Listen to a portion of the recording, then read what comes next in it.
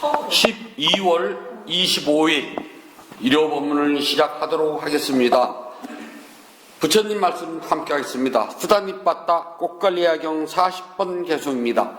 죄악을 지은 사람이 만나는 이 세상의 삶은 죄악을 지은 사람이 만나는 이 세상의 삶은 실로 비참하기 이를 데 없다. 실로 비참하기 이를 데 없다. 그러므로 이 세상에서 목숨이 붙어있는 동안 그러므로 이 세상에서 목숨이 붙어있는 동안 사람은 해야 할 일을 하고 방일하지 말라. 사람은 해야 할 일을 하고 방일하지 말라.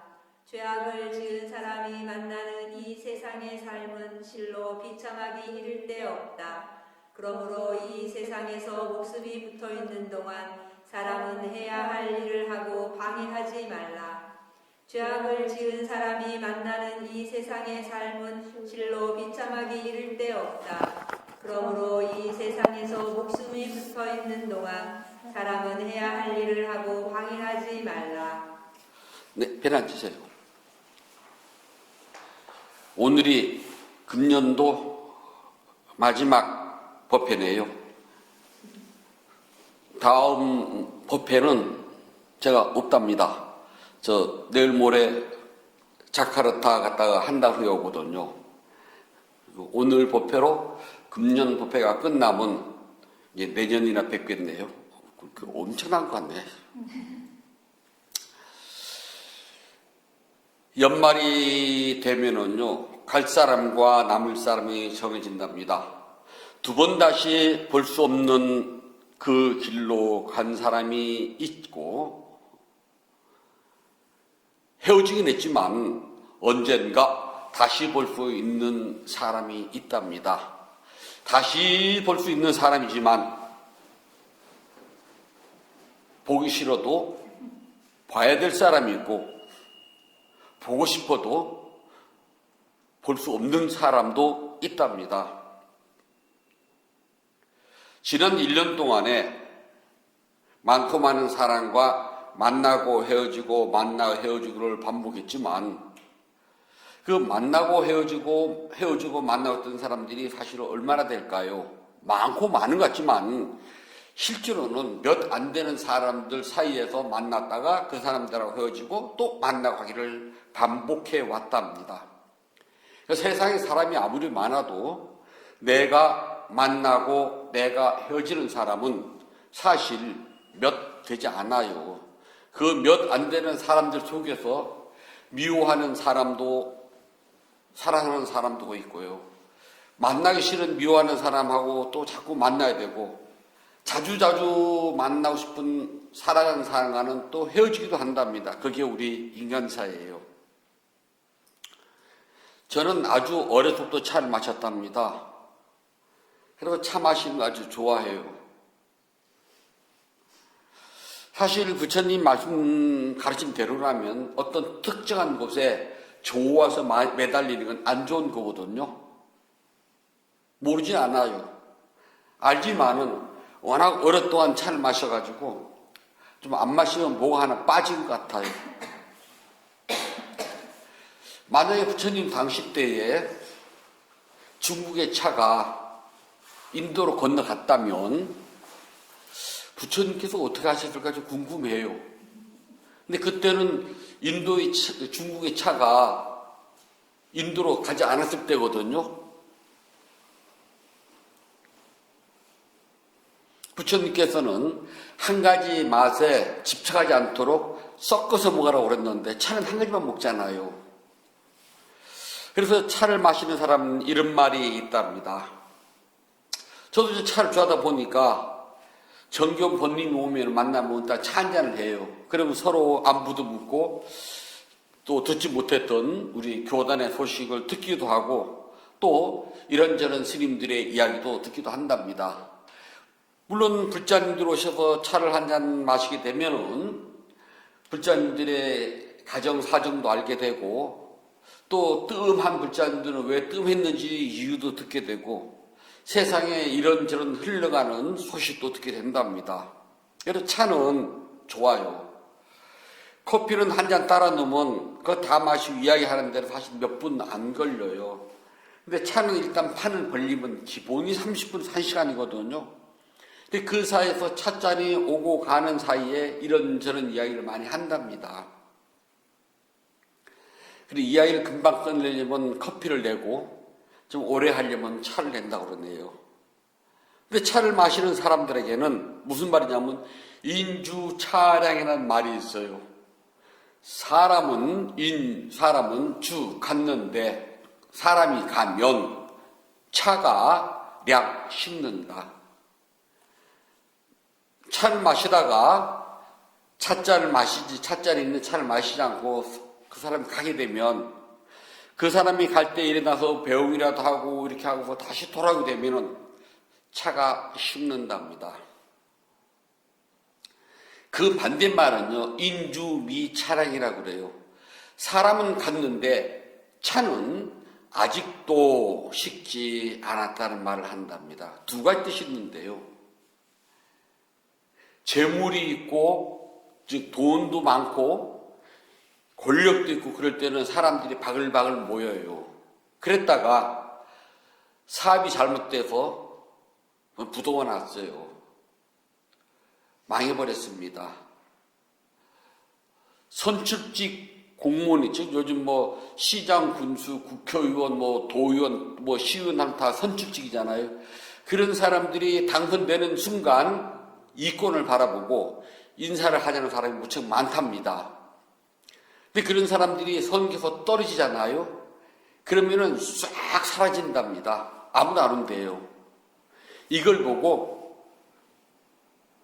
사람이 가면은 차가 식는다고 비유를 하고요. 그 사람이 비록 사업이 망해서 부도가 났고 선출직 공무원에서 떨어져가지고 권력이 사라졌지만 그 사람이 한 부자 있을 때 베풀어진 덕이 있어가지고 신세 입은 사람들이 많아요. 또 높은 자리에 있었지만은 그 권력을 부정하게 쓰지 않고 정정당당하게 쓰고 힘없는 약자들을 위해서 그 권력을 쓴 사람이 있다면 그 사람은 그리워하기 마련이랍니다. 별로 친하지 않고 보기 싫은 사람이 떠나가면은 인주차량, 사람이 가면 차도 식어요.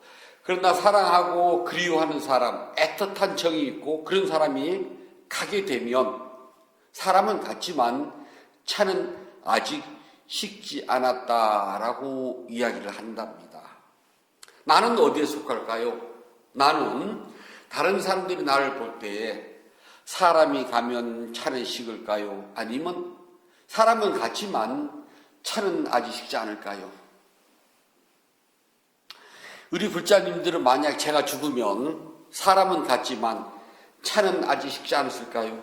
아니면 제가 죽었다고 사람이 가면은 차도 식을까요? 가족도 마찬가지랍니다. 같은 가족이지만 내 남편, 내 아내, 내 아들, 내 딸, 내 부모, 형제지만은 죽으면 있잖아요. 아주 시원한 경우도 있고요. 그러면 사람은 가고 차가 식는 거랍니다. 죽고 헤어졌지만 그 애틋함 때문에 쉽게 못 잊어 오래오래 간답니다. 그것을 보고 인주미차량이라고 그래요. 사람은 갔지만 차는 아직 식지 않았다고요. 사람과 사람의 관계는 두 가지랍니다. 갔는데 차가 식었느냐, 갔지만 차가 식지 않았느냐. 내가 살아온 나의 삶은 어디에 속할까요? 차가 식을까요? 차가 식지 않을까요? 우리 모두는 먹고 살기 바쁘다는 핑계 아래에 서 있잖아요. 가족 간의 관계가 좀 뜸한 경우가 있답니다. 부모와 자식도 있잖아요. 한 집안에 살 때는 부모와 자식인데 결혼을 해가지고 딱 나가잖아요. 우리 재금 난다고 그러잖아요. 예전에는 큰아들은 당연히 부모님을 모시고 살지만은 그 아래 둘째, 셋째도 결혼하게 되면은 부모님 모시고 그래도 한 3, 4년 같이 살았답니다. 그래서 시댁가풍을 다 익히고 난 다음에 따로 살림을 나거든요. 그걸 재금 난다 그러거든요. 혹시 들어보셨나요? 재금 난다는 소리? 재금을 나게 되면은 남남이거든요. 제사 때나 얼굴 한번 쳐다볼까 말까거든요. 요즘은 그것도 아니지만은. 요즘은 결혼하면 무조건 나가서 살잖아요. 나 결혼해서 부모님 모시고 같이 살려 하는 여자가 말이라도 그렇게 한다면 그건 축복이래요. 근데 그런 경우가 특히 드물거든요. 그래서 내 품 안을 벗어나면 이미 자식도 남이라고 생각을 해야 돼요. 그렇다면 과연 내 자식은 차가 식을까요? 차가 아직 식지 않을까요?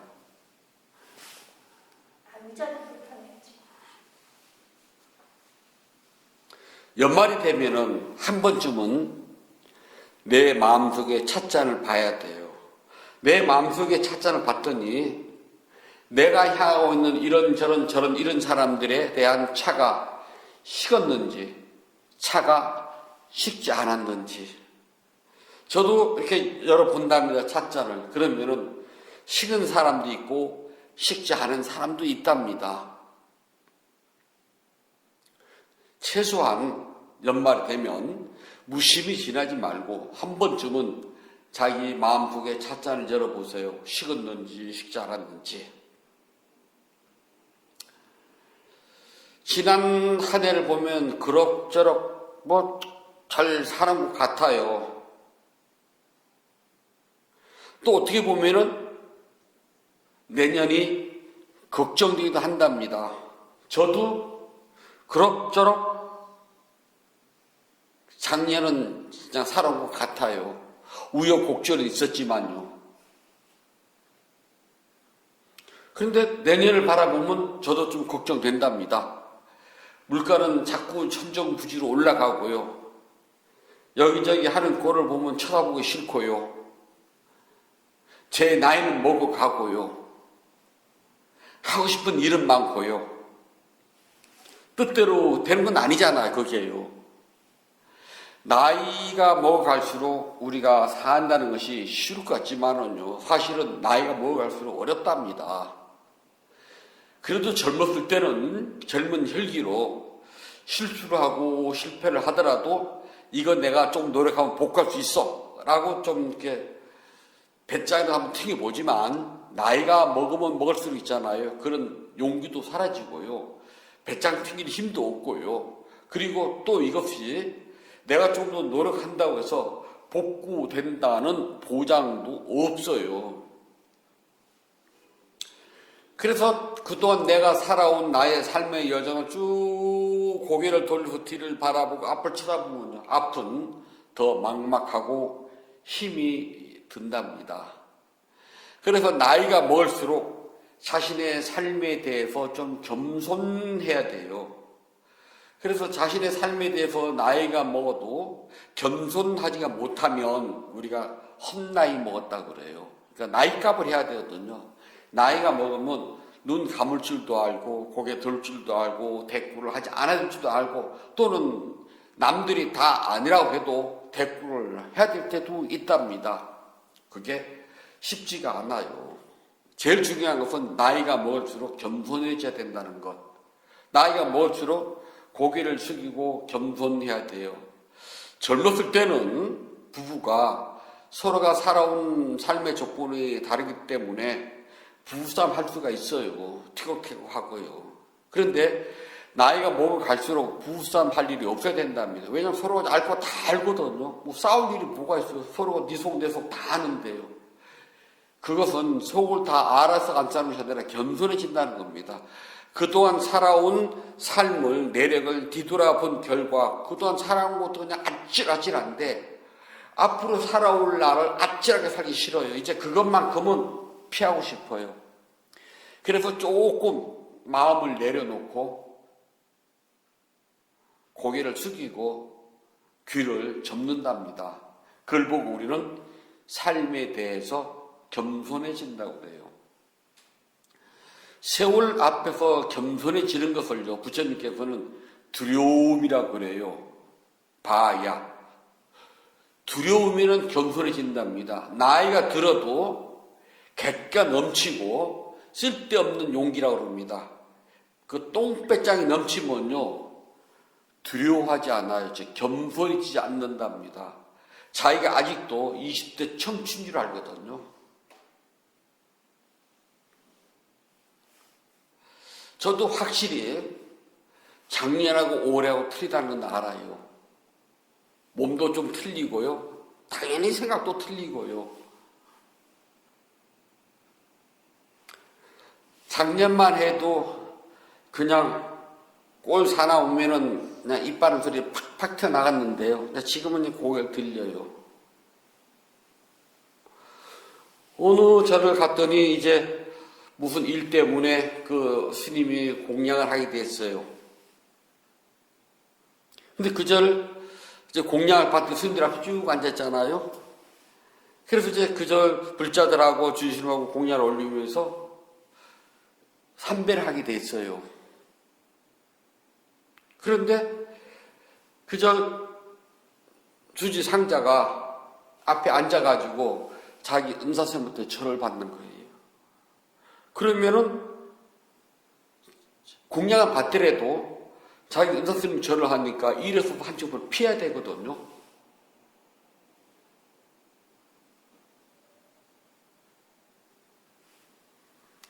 그리고 그때 동참한 비구니신들도 앉아서 절을 받아요. 비구스님이 공양 올리는 공양 뭐 받을 수가 있지만은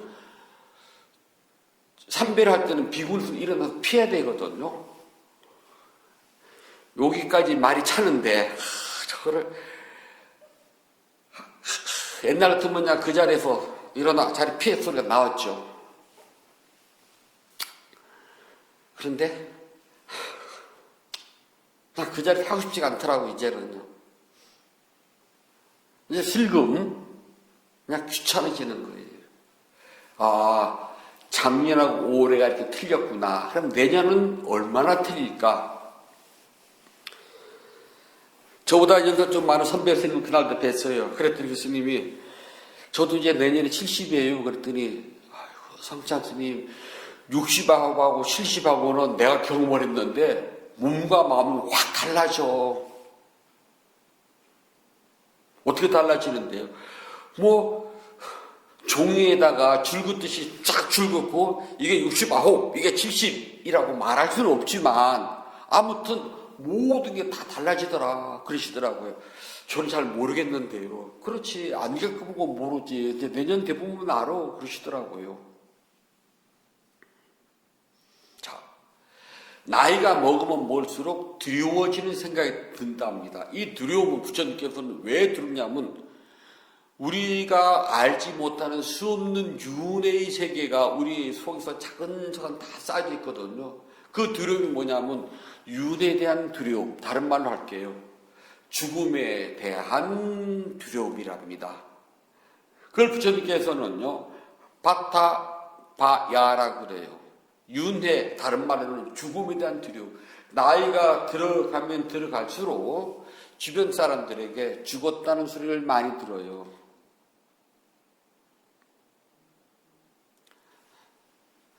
저도 심심하면은 누구 죽었대 소리를 들어요. 언젠간 그 소리가 제 소리거든요. 성찬스님 죽었대 소리 들을 거 아니에요. 누군가는요. 저 역시 죽음은 당연한 사실이랍니다. 나이가 들수록 두렵다는 말은 다른 말로 하게 되면 윤회의 두려움이라고 부처님께서 말씀하셨어요.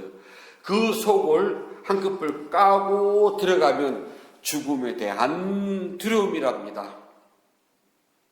세상 누구든지 죽어요. 죽으면은 시간과 장소가 없답니다. 1살에 죽기도 하고 10살에 죽기도 하고요. 30살에 죽기도 하고 100살에 죽기도 합니다. 그건 다 달라요. 그래서 그 죽음은 그 사람에게는 가장 합당한 나이에 합당한 시간에 합당한 장소 죽는 거랍니다. 아깝다고 생각할 필요가 없다는 거랍니다. 20살에 죽으면 어머 어떻게 아까워서 그냥 죽을 때가 돼서 죽는 거랍니다. 근데 그것을 젊은 사람들은 잘 몰라요. 근데 나이가 든 사람들은 자기 주변에서 죽은 사람을 많이 보아왔답니다. 가깝게는 사랑하는 가족들로부터, 조금 뛰어놓으면 친근한 벗들로부터, 조금 더 뛰어나면 나의 이웃들로부터, 더 뛰어놓으면 나와 인연 있는 사람들의 그 인연바지가 죽었다는 것을 난 듣습니다. 그거를 나이가 먼 숫자만큼 많이 들어요. 그전에는 누가 죽었으면 나의 아버지, 어머니, 할머니, 할아버지에게 해당되는 것입니다. 아버지 친구, 할아버지 친구, 또는 아버지의 친척, 내 친척 아닙니다. 할아버지 친척들이었어요. 나이가 먹어갈수록 그것이 나의 부모, 또는 나의 부모 형제, 또는 나의 친척들이 됩니다. 그리고 나의 이웃, 나의 친구들이 된답니다. 그 나이가 먹을수록 그 다음은 어느 순간 내 차례예요. 어느 날 내 친구가, 그전에는 내 친구의 부모님 또는 내 친구의 할아버지 할머니들이 죽었다는 소식을 들었는데, 어느 날은 내 친구가 죽거나 내 친구의 부모가 죽습니다. 또는 내 친구의 자녀가 죽어요. 그것이 이제는 내 차례가 돼간답니다. 그러니까 나이가 들면 들수록 두렵다는 바야는 바로 죽음에 대한 두려움이랍니다. 실감을 해요. 내 차례구나. 제가 죽을 때 그냥 부처님처럼 나무 아래서 죽어서 딱 이렇게 팔베개 가지고 죽으면 딱 부처님 좋겠다마는, 대한민국은 봄, 여름, 가을, 겨울이 있으니까 겨울에는 나무 밑에서 못 죽거든요. 여름철에 나무 밑에서 죽어서 장마가 되면은 안으로 들어가야 돼요. 가장 꼼나게 죽는 거는 그냥 수행하다가 앉아서 죽든지, 그렇지 않으면 지금처럼 법문하다 법상에서 잘들 있어요, 나갈게, 빠이, 그러고 탁 죽으면 제일 멋있을 텐데, 그건 희망사항이고요. 죽으면 어떻게 될지 아무도 모른답니다. 단, 이 나이가 먹도록 내 사지 육신이 건강해서 내 두 발로 걸어 다니고 내 두 손으로 밥을 먹을 수가 있고, 그 다음에 헛소리 안 하고 온전하게 생각을 해서 온전하게 말할 수가 있다는 것, 그것만 해도 축복이거든요. 이 축복이 앞으로 얼마 갈지 저도 몰라요. 저도 어느 날 나의 두 다리와 나의 두 팔의 기능이 사라지고 나의 정신적인 이 맑음이 사라져서 나도 모르는 헛소리를 꽁꽁 하게 될지 아무도 모른답니다. 그것을 부처님께서는 나이가 들어갈수록 그런 데 대해서 겸손한 마음을 가지라는 겁니다. 그렇지 않고 자기가 두 다리를 걸어다니고 두 팔을 흔들고 입으로 말할 수 있다는 것만 객기를 부리면은요, 사람이 나이를 먹었어도 헛나이를 먹게 된답니다.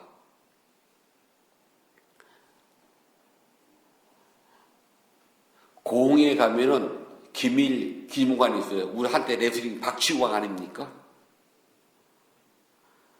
천하의 기밀도요,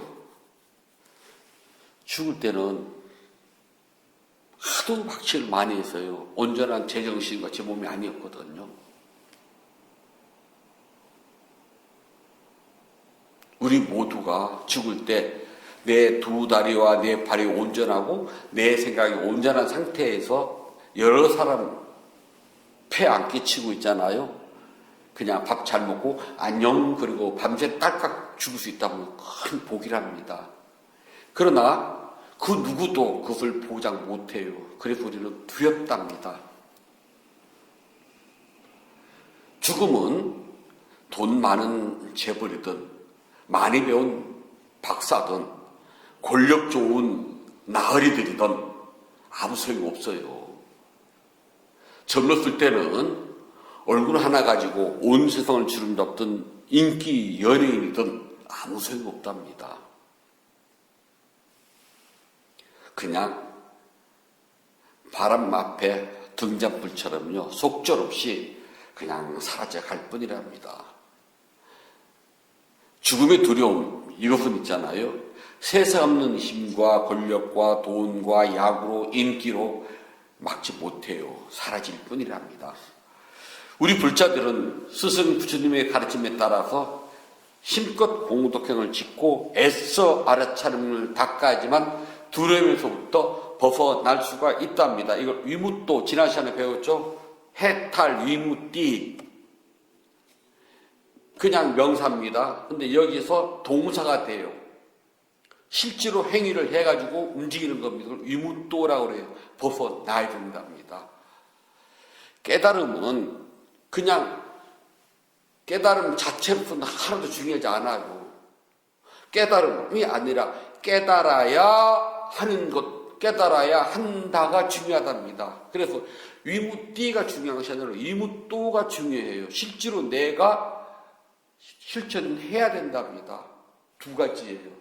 애써 공덕행을 짓는다. 첫 번째. 두 번째, 애써 알아차린다.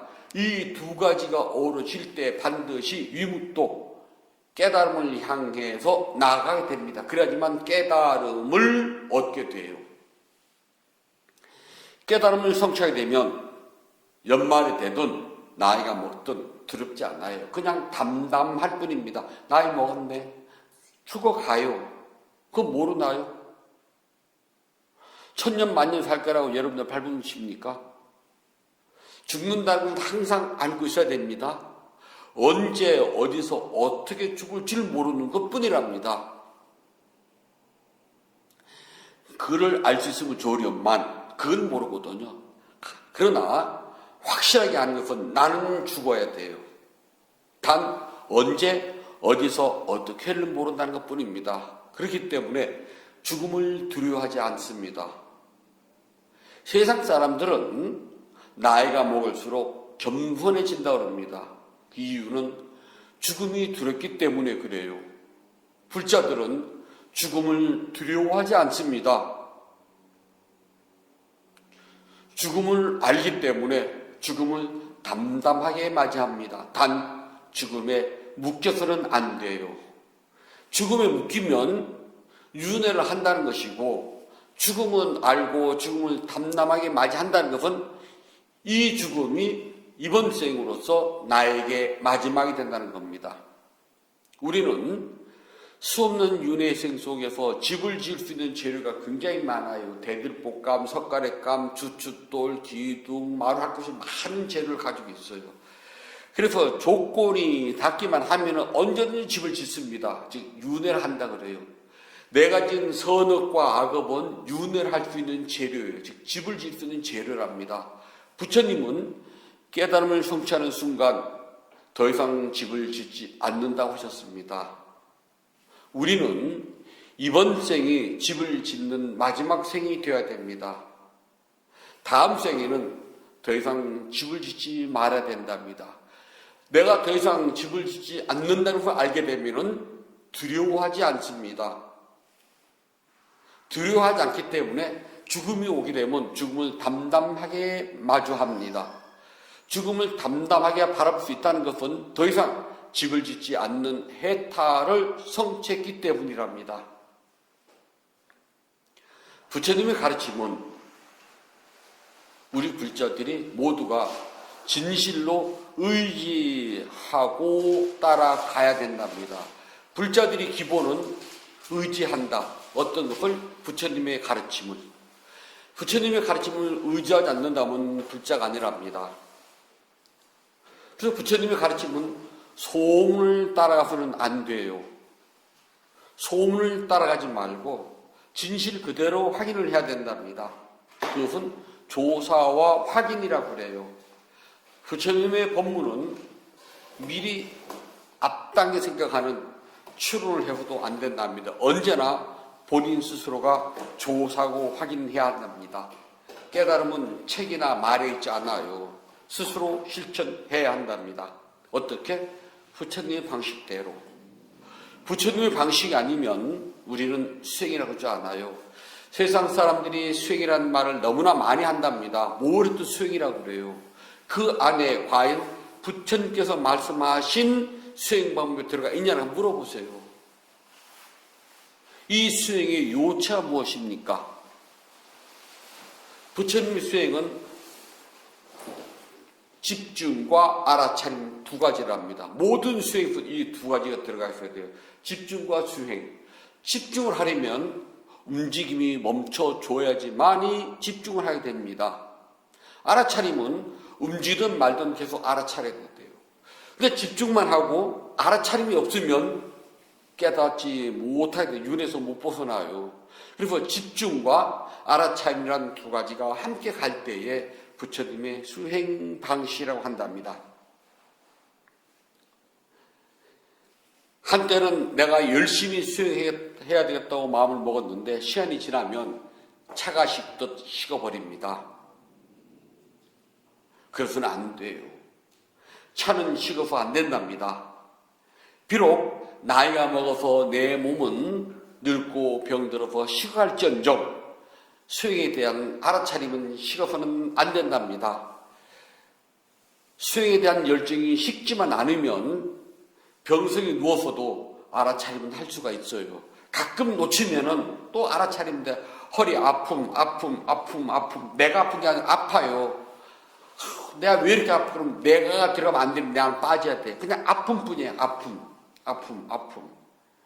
화남, 걱정됨, 걱정. 그렇게 알아차리다 보면은 집중은 저절로 된답니다.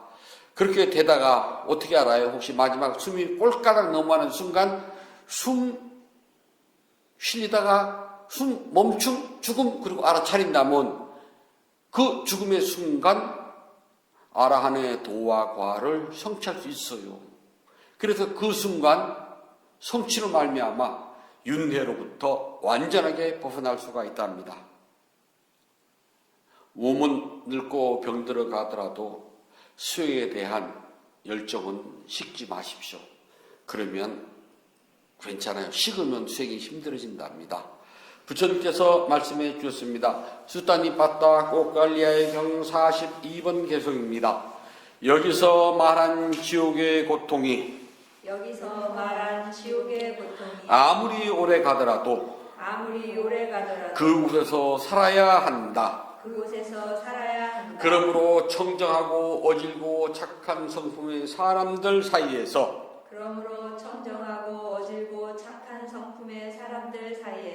항상 말과 마음을 지켜야 한다.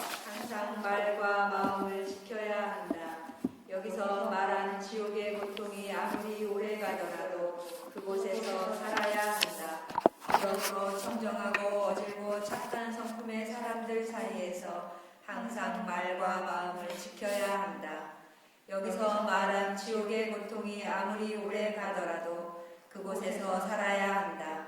그러므로 청정하고 어질고 착한 성품의 사람들 사이에서 항상 말과 마음을 지켜야 한다.